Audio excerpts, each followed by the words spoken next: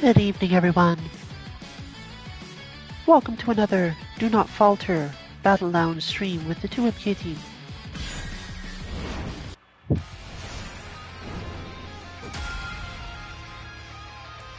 Assuming my sound is fine, which I probably will get information on in a bit. This game is quiet. We don't even know if it's going to get another patch, but it's reasonable to assume that it's quiet because of the way the last patch went. But it's still kind of fun, especially if you're playing it from the perspective of people who aren't always trying to do the maximum amount of damage. But you should still try to do at least some closer to your maximum amount of damage.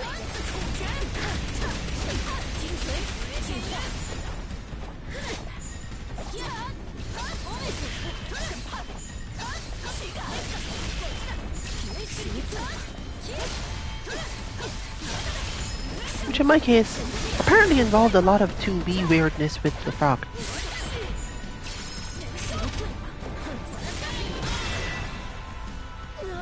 Which I threw about an hour of practice into, but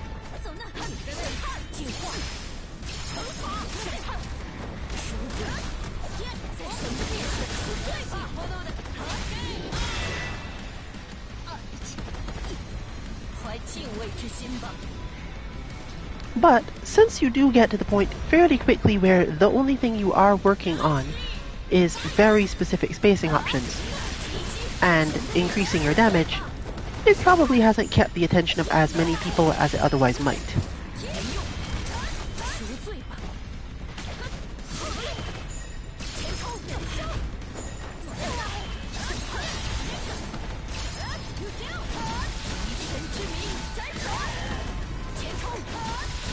Very accuracy-heavy games are kind of fun to play for other reasons though.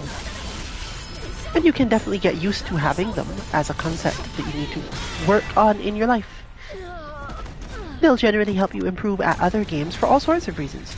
Particularly this one, which causes you to be at least somewhat calm with your combos, or you're just going to drop them for various reasons. Mashing through too early is usually the way to fail.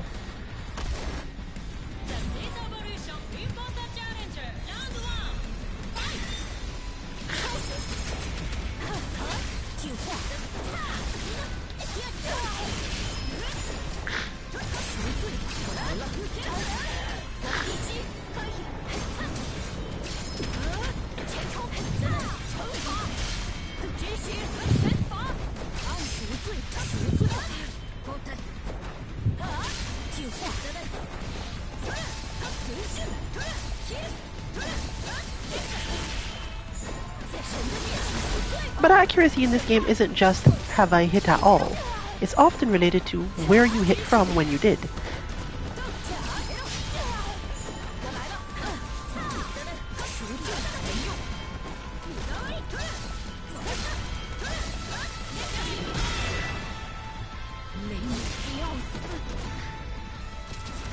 This can make the game feel really fast because whenever you or your opponent misses, there's not a lot of time to pay attention to it. You just have to think through, is this the right spot to do the move that I want to do, or should I do something else?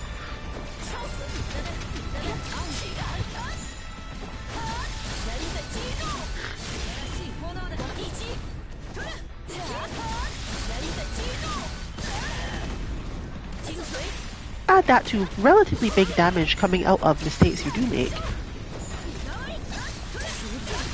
and the situation gets complicated quite fast.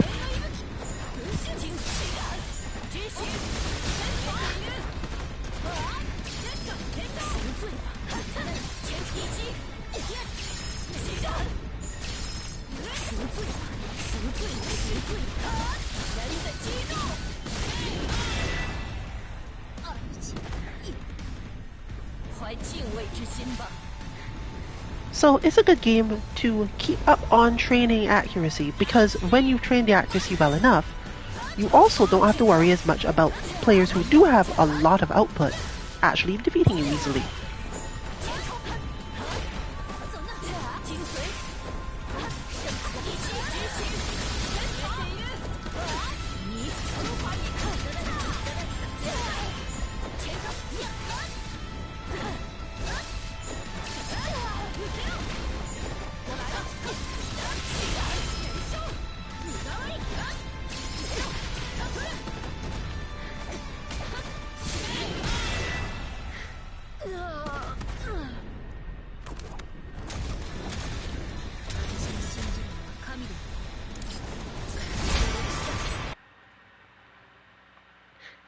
Accuracy is also a relatively large part of offense, and while timing is usually more important for defense, understanding when your opponent has missed and their accuracy wasn't enough is usually the best time to make your own moves.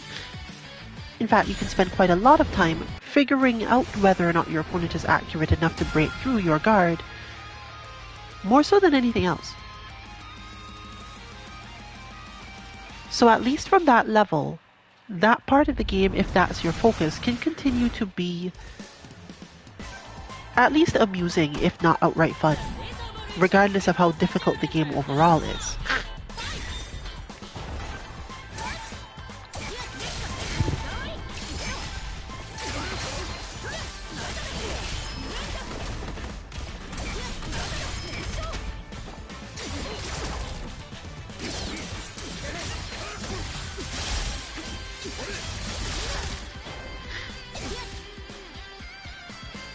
Oh no.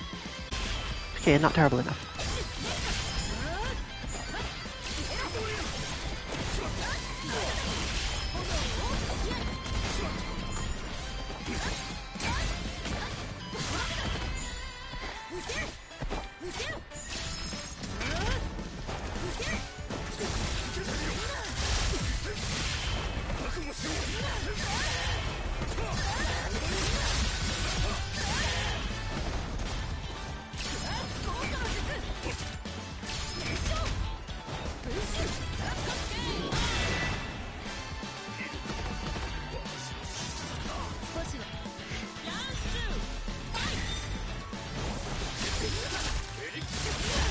It's moments like that that make the game most appealing, for most of us anyway.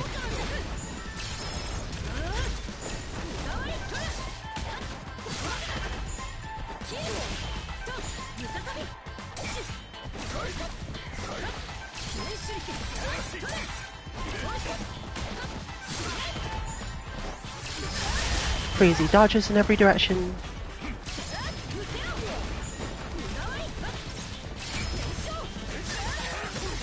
And understanding, for example, when a combo won't go the way you want it to and you have to use the opposite one.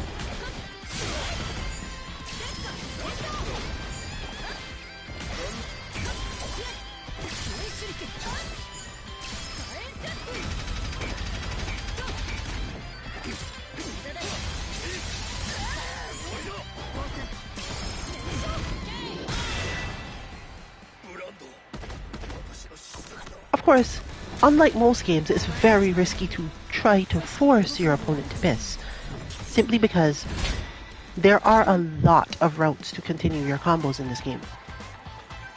Pressury characters get less of them, but the chances that you will take at least some relatively large damage, especially when they are low enough on health to actually have access to Awakening, you gotta care at least.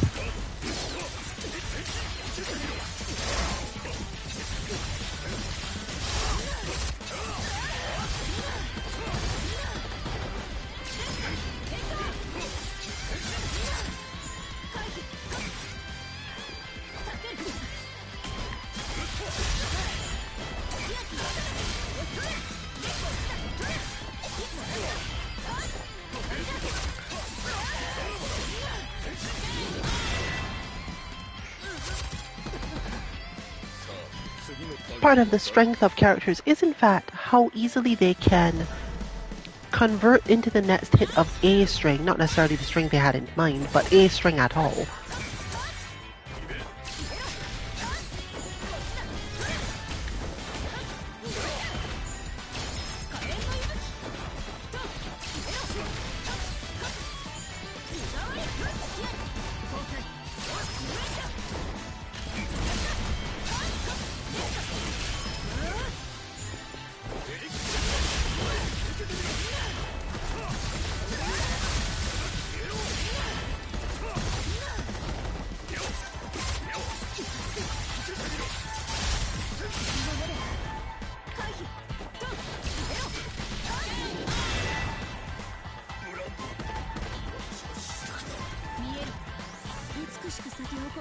This is also a reason why the gap between extremely high skill and less so in this game isn't usually as terrifying as you might think it is.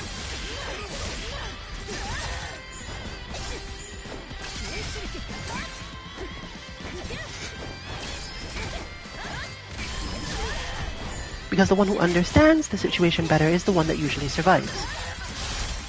Obviously, an opponent who has a touch of death combo only is going to lose if you never make a mistake or always trick them effectively. But you still have to care.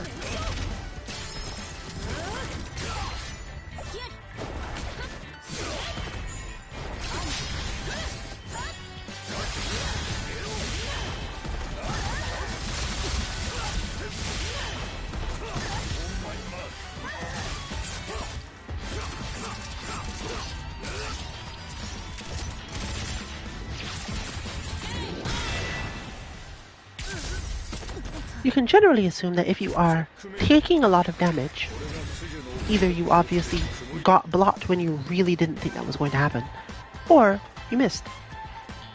Sometimes it's that your opponent tricked you with their own, but a lot of the time that doesn't lead into big damage in this game so far. Except if you're playing Swiftmaster, obviously, which is why he's the strongest character in the game. If they could somehow take that specific thing away from him, the ability to convert off of very stray hits, he'd probably actually be balanced. Because everything beyond that is your fault.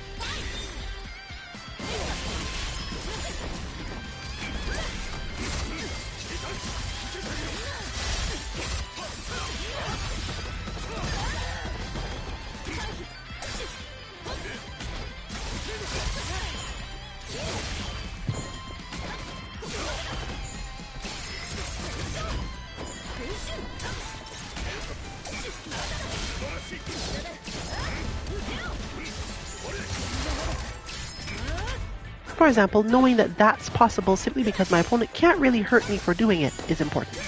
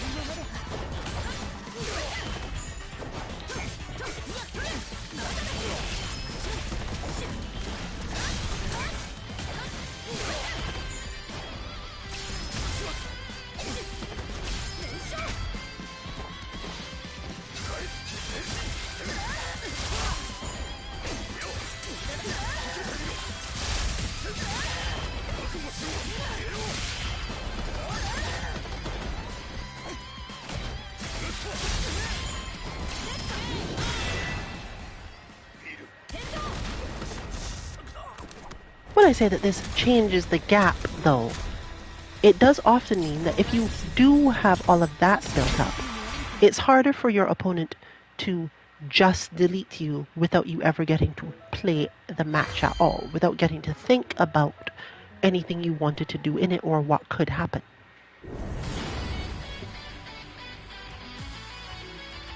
I've chosen this topic today because I don't expect a lot of people to join the lounge, because again, the game is, I don't want to say it's dead, but the specifics of the way that people interact with it, it's probably moving to a tournament only, or as people like to call it, Discord game. And that's partially because of the fact that when you're fighting and you're trying to learn it, the fact that you can just be killed instantly from not having enough accuracy or understanding isn't really conducive to it being popular among the common folk.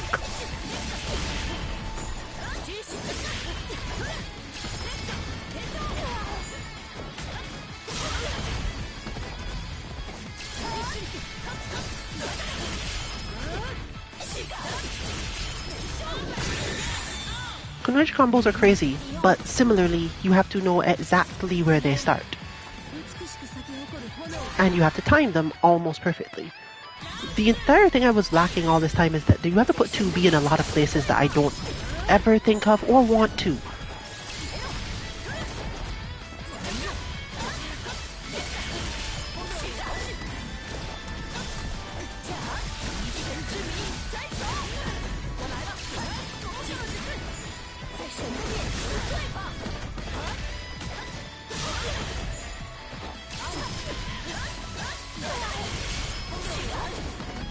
For example, there, it made much more sense to do the frog than not, because I wouldn't get anything off the other way.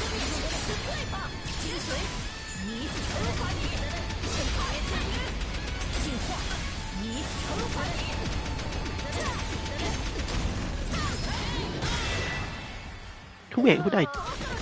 Oh.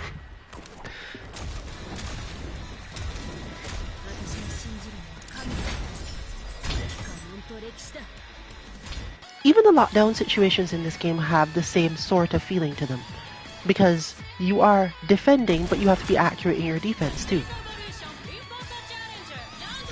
Just because there is a guard cancel in the game does not mean that most people will let you do it.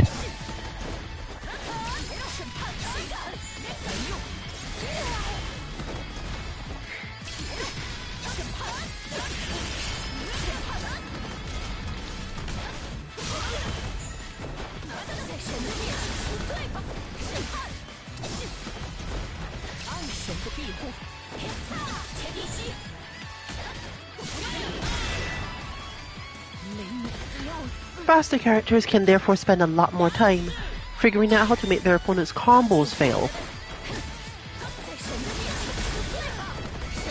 And that will get you pretty far forward in a lot of situations, except if you're fighting rangers, of course.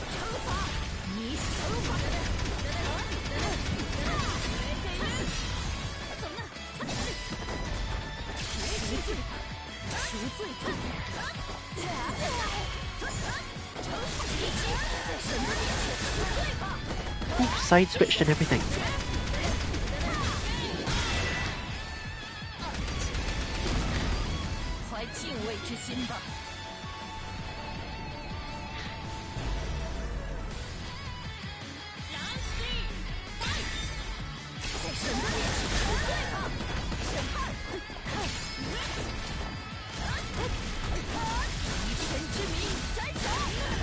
That was me, for example, misreading the pushback on Lord Flame.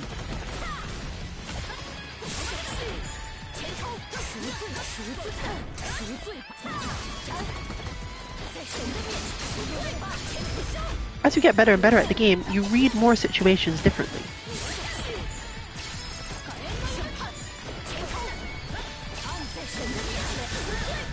Allowing you to slip between your opponent's attack frames.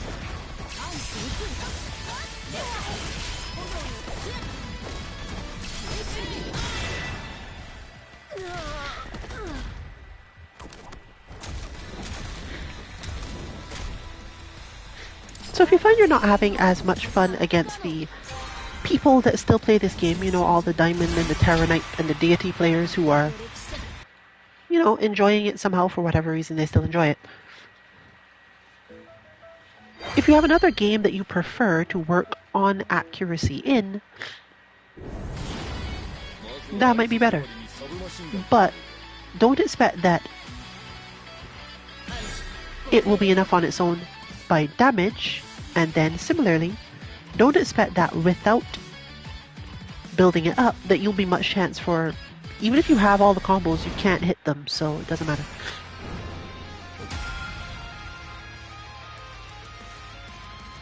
This is a common thing in games these days as a whole, though, because that's what people are converging on, the skills required to make a fighting game fun for most people. If it's too heavy on combo theory, the game often dies. If it's too heavy on just movement, the game doesn't die, but it's not usually taken very seriously, in my experience. But you know what ends up on main stage, so you know why I'm saying these things.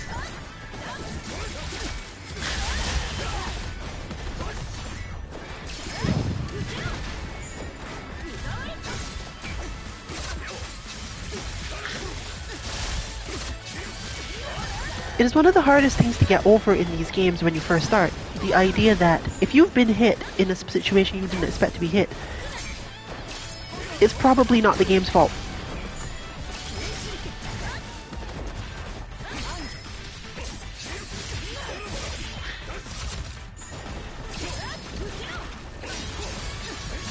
That, for example, it's frustrating, but I did miss. It's not as if my opponent did something wrong or was really annoying in some way. I missed.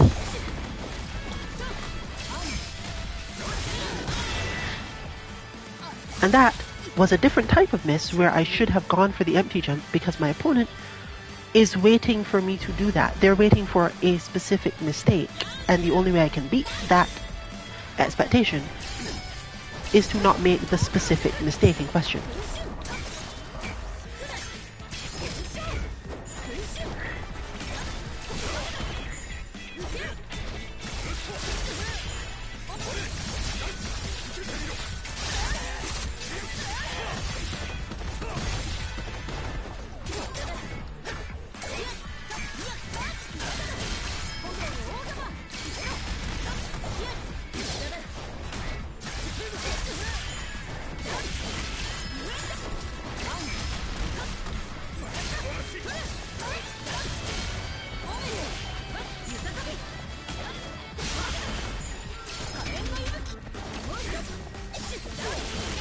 If I, as Kunoichi, am aware my opponent expects me to be, then I'm not playing well enough.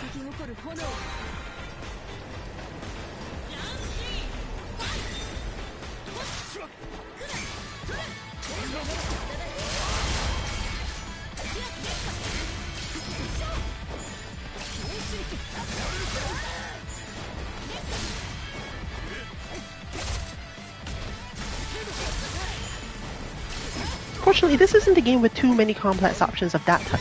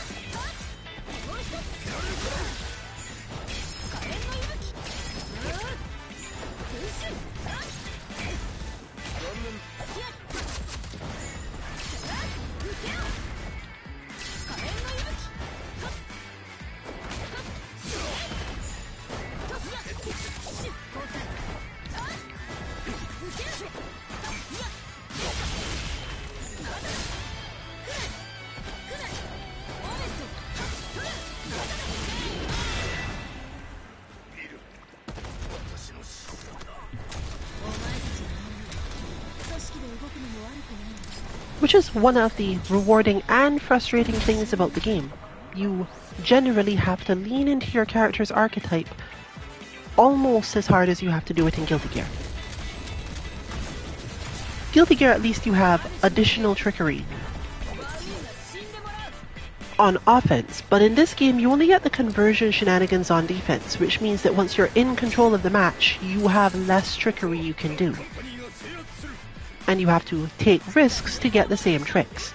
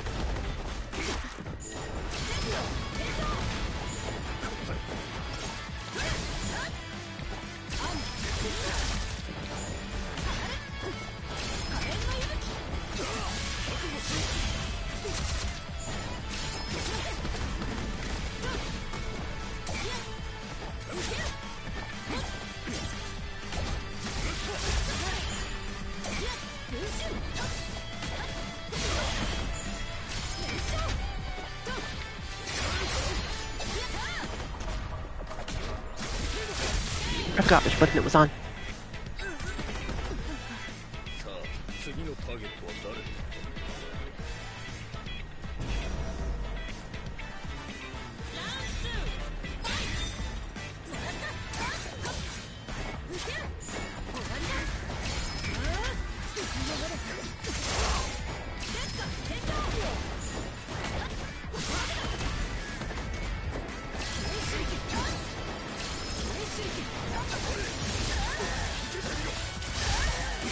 That wasn't a forced drop at all. I think I got sucked in there somewhere.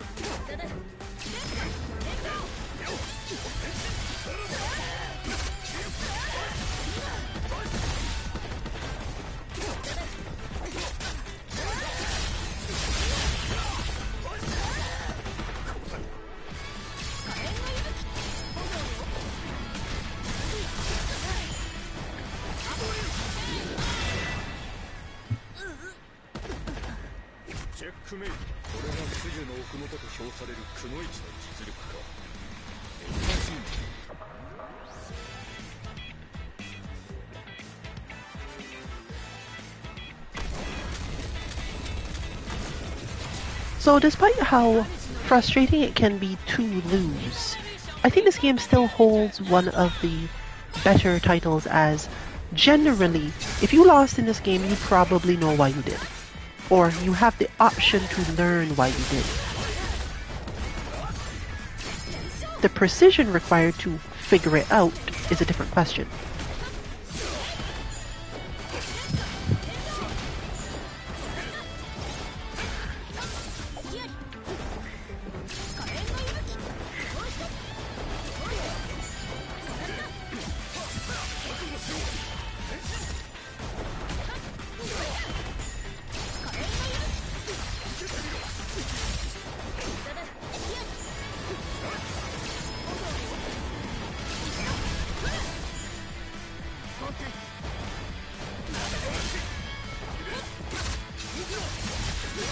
Got through all of the active frames, and I think that means death.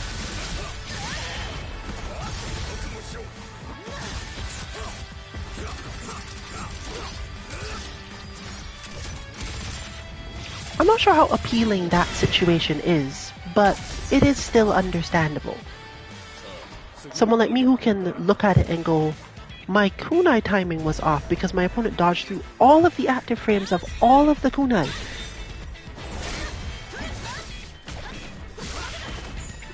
But if you don't have that, then it's just annoying, isn't it?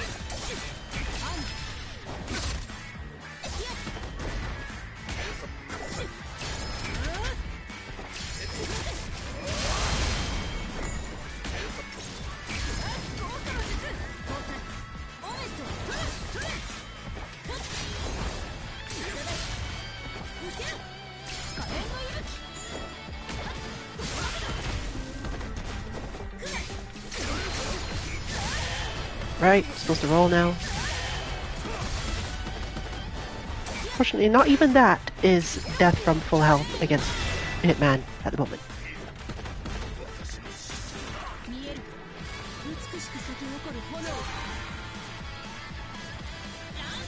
The one problem you could argue is that this game is therefore very frame data heavy.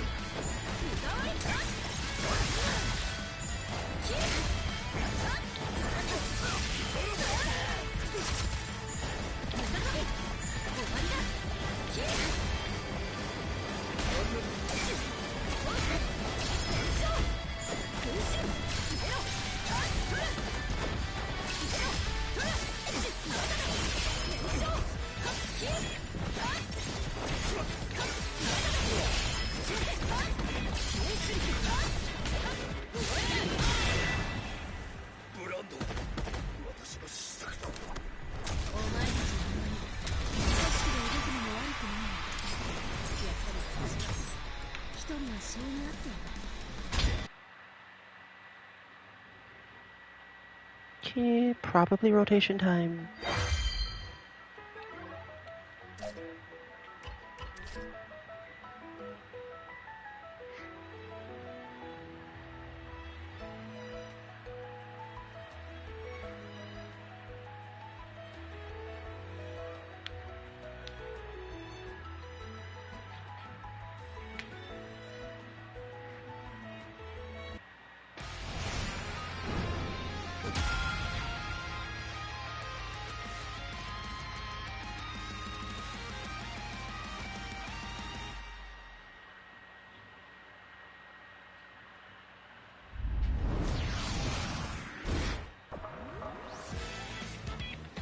More defensive characters have to be more accurate because zoners and partial zoners will tend to eat them alive for that reason.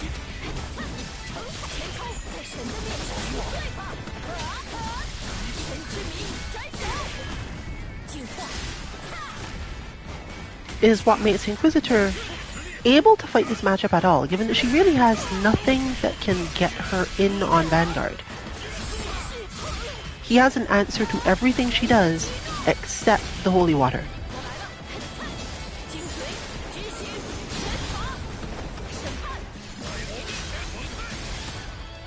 Even if she tries to put out the wheel, she has got to get the opponent to the point of wanting to defend, usually through holy water, before the wheel is a good idea.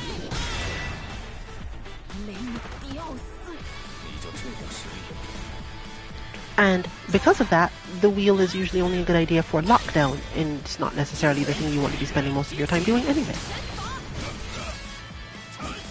However, that moment is a good one, where you expect the Vanguard to try to escape from a range that you are slightly advantaged in. That's the best time for it.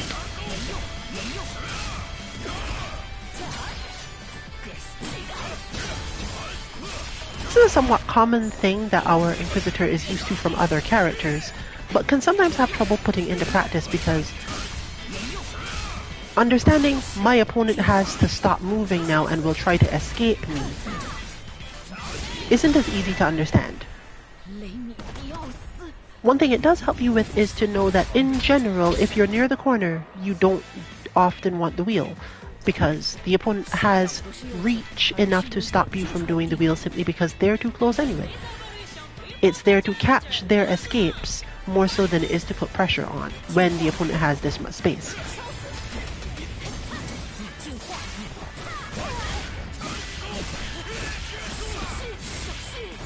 The method of making the opponent want to retreat from Inquisitor in those spaces is left as an exercise to the listener.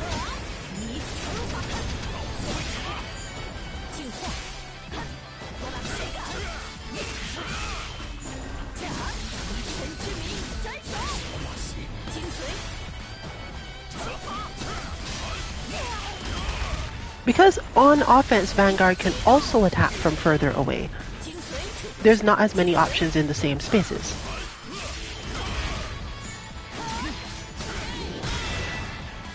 And because most of her options for dealing with a rushing Vanguard's attacks are relatively easy to see through, there's not a whole lot of ways to deal with that either. In fact, this match is very guard cancel heavy simply because it's enough to change the scenario she puts herself in. Once you've got enough meter to guard cancel and still put the wheel out, you're usually in a good situation.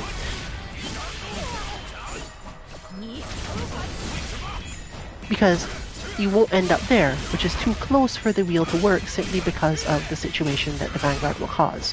So she has to fight this match with a relatively heavy, conservative bent on meter. As Vanguard can just hit you from anywhere, and he will always just hit you from anywhere.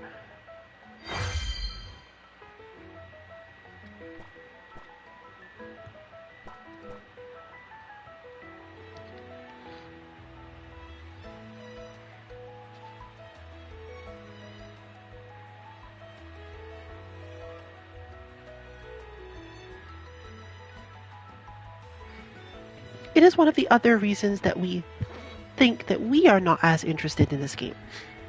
You don't necessarily get to explore that many options once you are in certain matchups. It's basically you play this way or you don't get to do anything at all. This often happens in games where characters have extremely strong options or very large range, but the way that you want to deal with it in this game tends to lead to a dumbing down, or rather an oversimplifying of the game plan, to the point where you're just repeating the same thing a couple times. But that means it's a pretty good game for people who like things like Street Fighter 2, which is basically just that the entire way.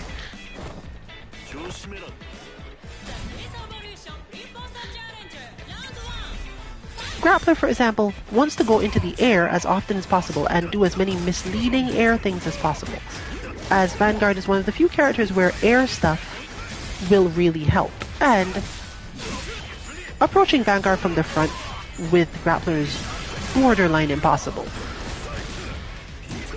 But with enough air options and the fact that Vanguard will often put out big hurt boxes, you can get something out of it. This helps limit Vanguard's ability to attack, but it's easy enough to remember that most of the time, from the Vanguard perspective, you should be watching the sky. If your opponent is coming from the ground, they're less likely to be dangerous. Not no danger, because as you've just seen, the other half of that is because your opponent is watching the sky, you get to do the red tackle more. But overall, that's not too hard to get out of either, as you can just backdash instead of actually dealing with it. Fortunately for Grappler, this is a character whose positions tend to be known, leading to big enough damage for the situation to not be terrible.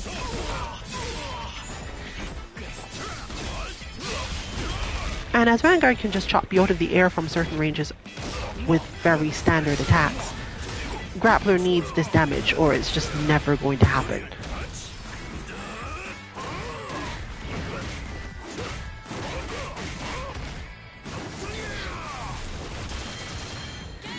You can contrast this to Inquisitor, who doesn't really have a lot of obvious ways to mix it up in the air approach against the Vanguard, and therefore needs to make them want to retreat. Grappler doesn't want you to retreat as Vanguard at all, it makes his life hard. Fortunately for him, eventually you will hit the corner and can't go anywhere anymore anyway, but this is technically sometimes a good thing.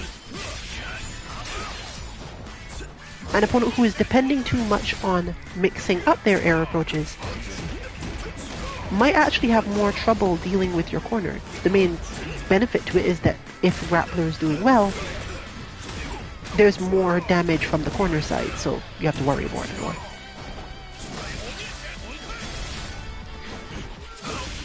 There's the retreat. Unfortunately a combo drop, but the concept still remains the same. If you get out of the way at the right time, there's not really a lot Grappler can do about it. So you can spend your time trying to maintain position mid-screen, and then when things feel like they're not going to go right, do your best to backdash or back off or jump back or something out of the way at the last moment.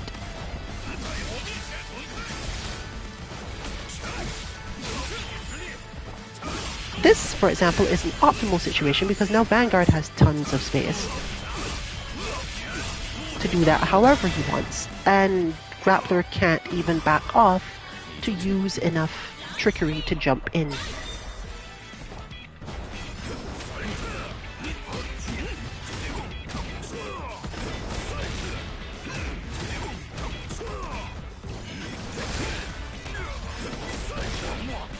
But the hard read on red tackle gets us through.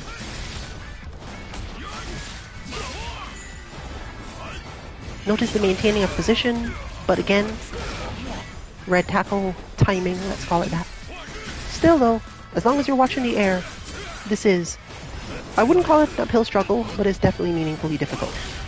And there we go. I don't remember if this can actually be finished into, yes. But it is Grappler, so he might live. There's a lot of scaling on this. No, he's dead.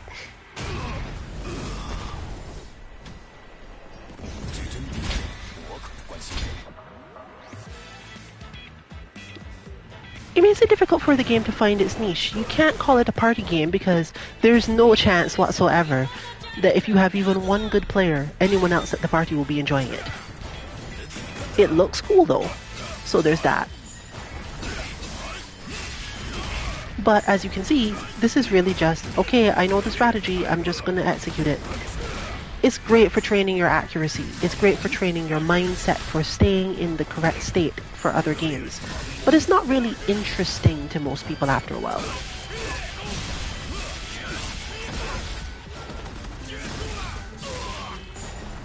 all the space behind now. But the red tackle. And watch the air, therefore death. Because again, you really shouldn't expect Grappler to have another option. He doesn't really have other options. He's just basically guessing, should I use red tackle, as you just saw, or should I jump? He can mix up a ton of stuff in the jump, but that's basically all you're going to see. A good conversion cancel to get even more damage, but that's about it.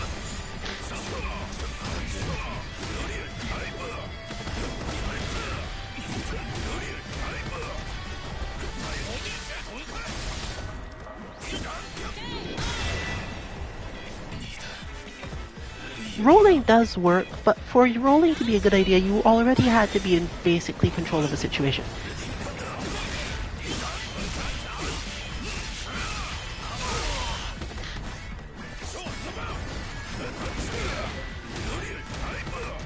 Here, for example, rolling helps.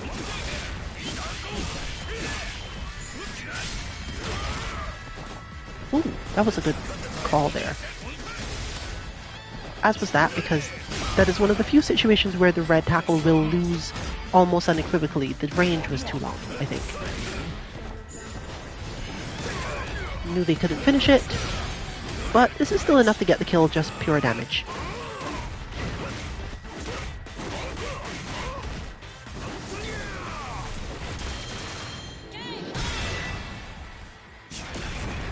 It's not necessarily that this game needs its damage toned down a lot.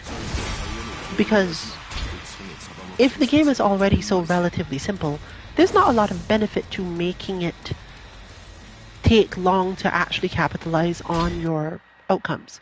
But that's aimed more at mid-level people. The gap between low and mid is often very large, but the gap between mid and high, and therefore low and high, they're about the same.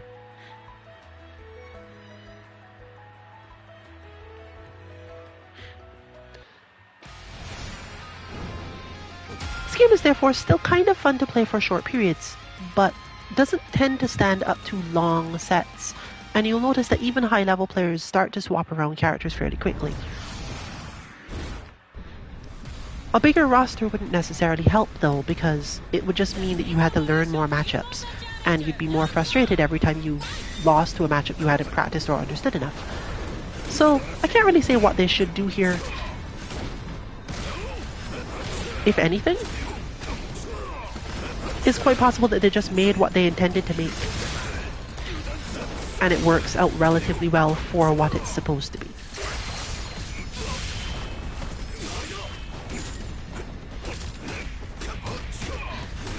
Against Hitman, you generally don't want to jump as much, but there are some good jumps you can get. It's just not terribly helpful because Hitman will jump as well and limit any damage you get from it. Whereas Vanguard will just beat you by watching the air from the ground, Hitman at least has to be ready to jump more. But since Hitman jumping also deals with everything but roll, you could just generally keep your mind state there. You counter Grappler by jumping. That's all you need to do here. To the point where the matchup feels often as if it's a little bit messed up.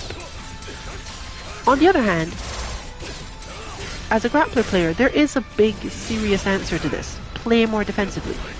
If you play defensively enough, you'll find that Hitman doesn't really have a good way of opening up Grappler to begin with. He spends too long in the air in many situations.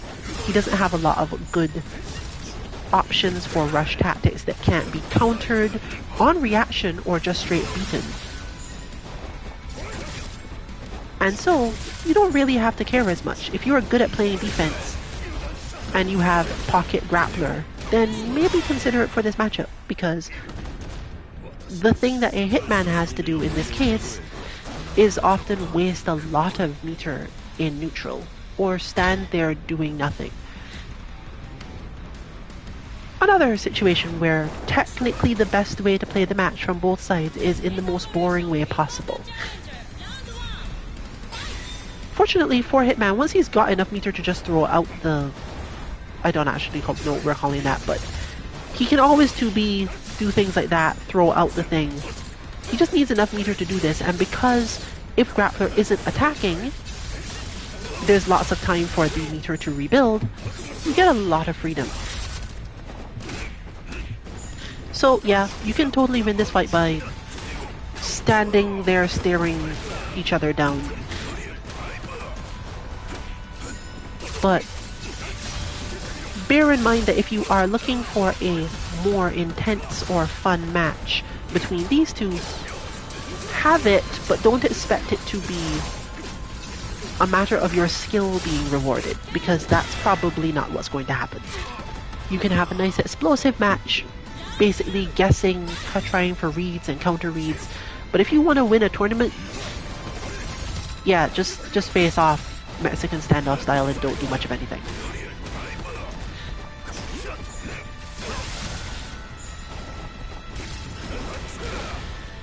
See?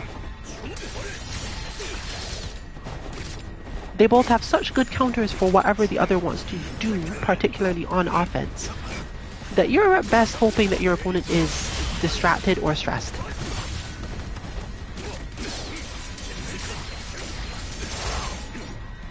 And as the match goes on longer, and both characters have more meter to do all this with, it just gets even harder to actually get anything going.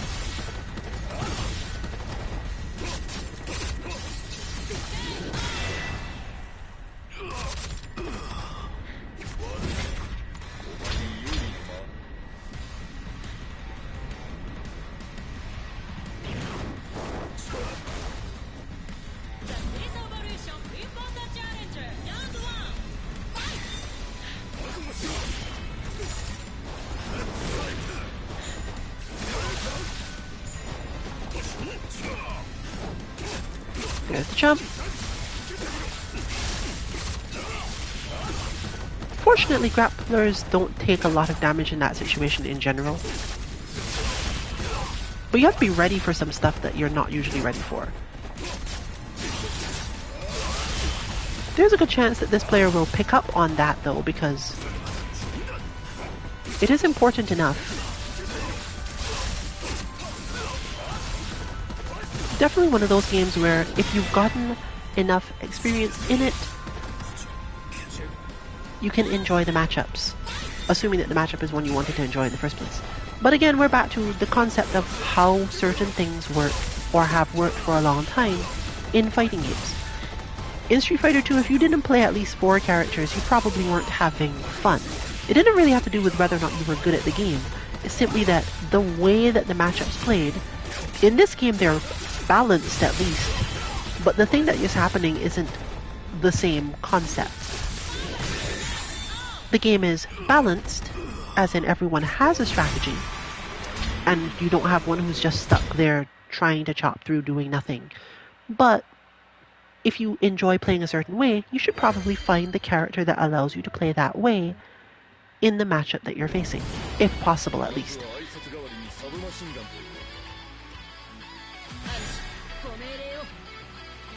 Or, you know, just take the hit, take the L. Sometimes you just don't care.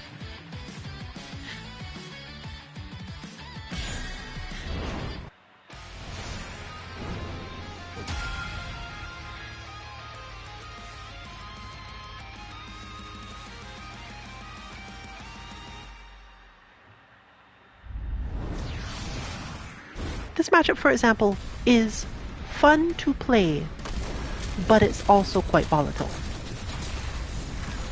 We're talking both players in this case. We are having fun because we are aware of what this matchup is. If you come into this matchup with the perspective that you're going to get to do anything other than look for one frame gaps in things, if you think, I have a strategy, I know what my strategy here should be, you're probably going to be miserable. There's no strategy here.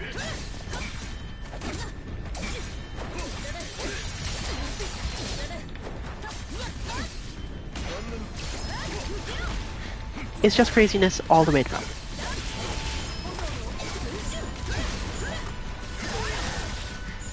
That, for example, messed up. 1 frame gap. Similarly, 1 frame gap. That one was bad choice because of, you know, being beat up on 2 1 frame gaps before that.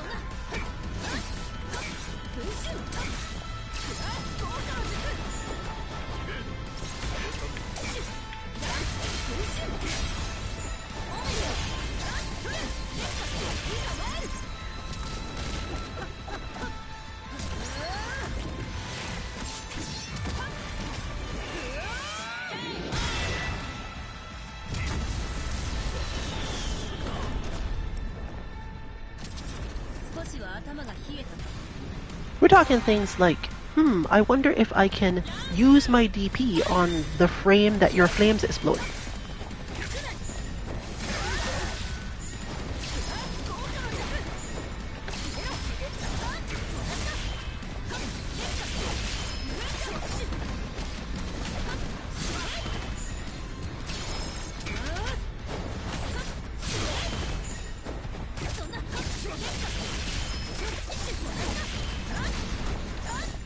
I haven't learned it yet, but I'm getting there.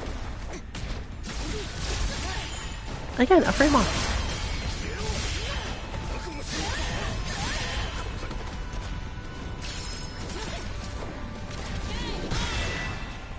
Whereas that is a frame off in a different way.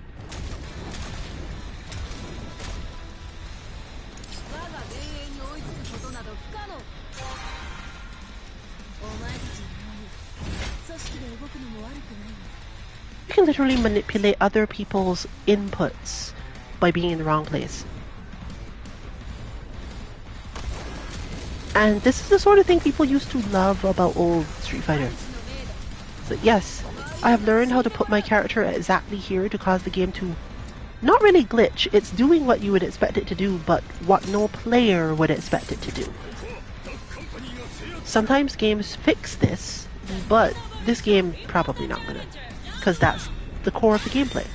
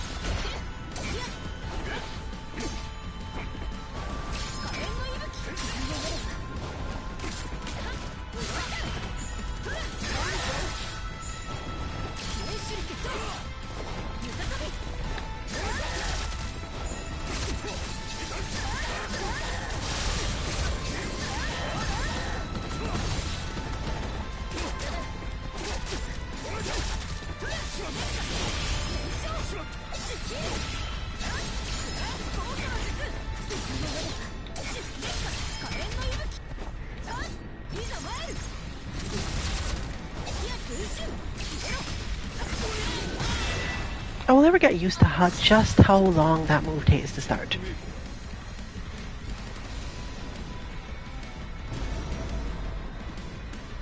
Buff Kuno, please. 2 more frames. 2 less frames?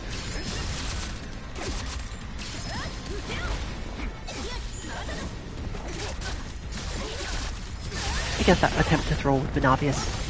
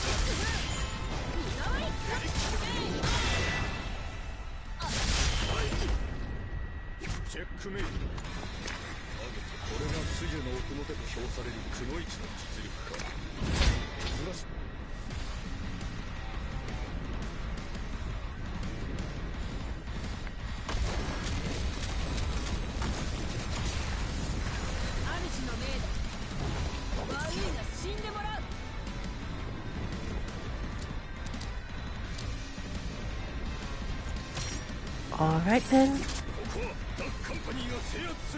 We are actually at nearly the end of stream, so I guess this is in fact the last on stream of the night.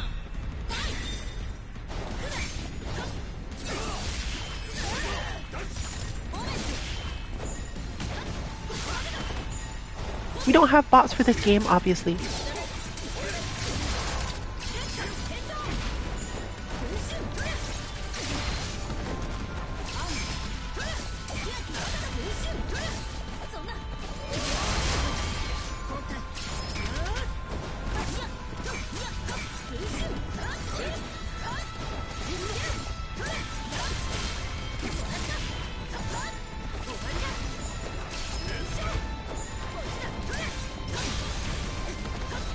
Oh no, I just did the wrong thing there.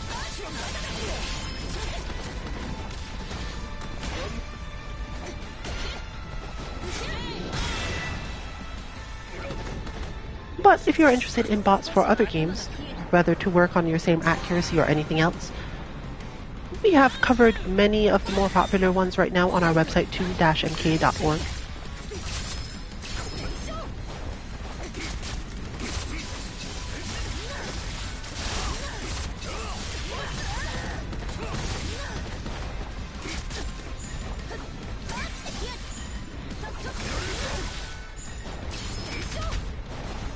We're probably having tonight's...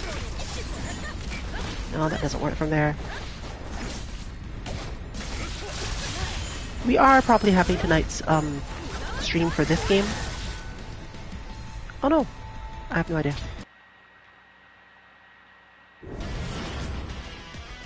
I have no idea if that died either. But fortunately I don't have to worry about my opponent thinking that I rage quit. The game just decided the fight was over, and therefore that the stream was over. I'll go look around and see if the lounge is back up, but I think it goes when I go. We might put it back up, we might not, so don't come looking for it if you were in fact enjoying it. Whether or not we are having stream later will be on our Twitter 2_MK_FGC at around 7:30 Eastern Time. If you don't see it by 7:45, assume that something came up. This has been Rillian for Team 2MK. Good luck with your training. Good night, everyone.